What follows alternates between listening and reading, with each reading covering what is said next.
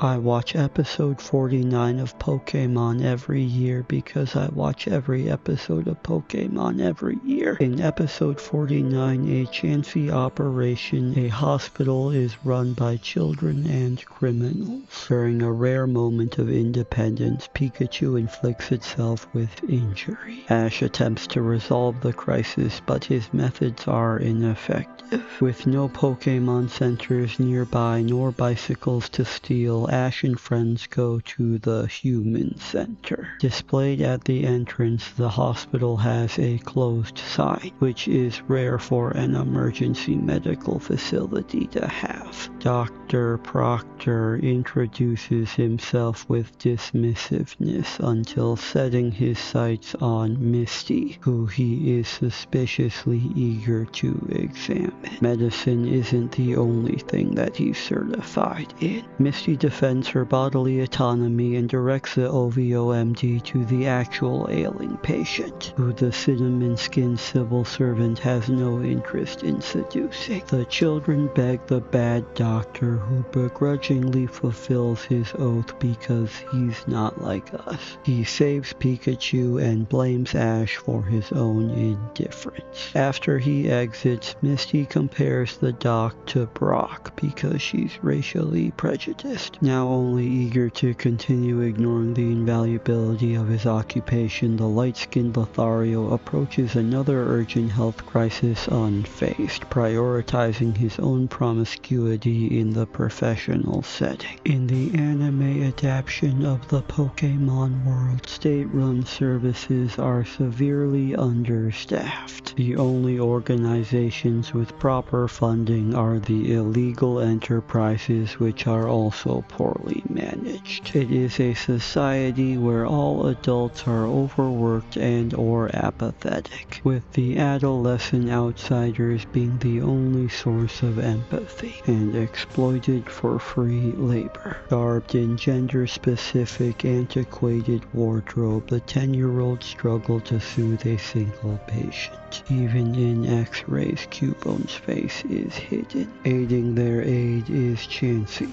the essential worker Pokemon, who attempts to comfort the de-charmed Meowth with donuts, board games, law enforcement, and new friends, all of which are no substitute for its sense of self. For Meowth, the most familiar comfort is pain. The bruised brigands bring in their broken buddies, and the mulatto man-whore also makes moves toward the malicious miscreant. He puts the hoe in hospital. After begging the physician to take Pikachu's sickness seriously, Ash tries to convince Doc October to deny medical care to his enemies. Ash took the hypocritical oath. The ruffians scrub up as well, coming together during a crisis that it is implied that they caused. Whilst diagnosing a Dodrio, the doc gets a dose of his own medicine, leaving the hospital under the care of 5 people he just met who continue to perform procedures poorly. Ash uses excessive force against his patient and instinctively tries to take advantage of its vulnerable state. The villains attempt the same with their branded hospital-themed weaponry. Every hospital episode is an excuse to heighten my trypanophobia, but Charbucka and Weezing are hesitant to hurt the healers, showing their own independence for the first time after receiving free medical care, no longer justified in the idea of just following orders. Who's that Pokemon? For the first time asking itself that same question. The doctor awakens from his nap, threatening the ne'er-do-wells with his own arsenal of anesthetics that he keeps concealed in his clothing. Creeped by the freak, they exit of their own accord. The episode ends with the copper-toned cat offering the kids internships, which they don't even consider.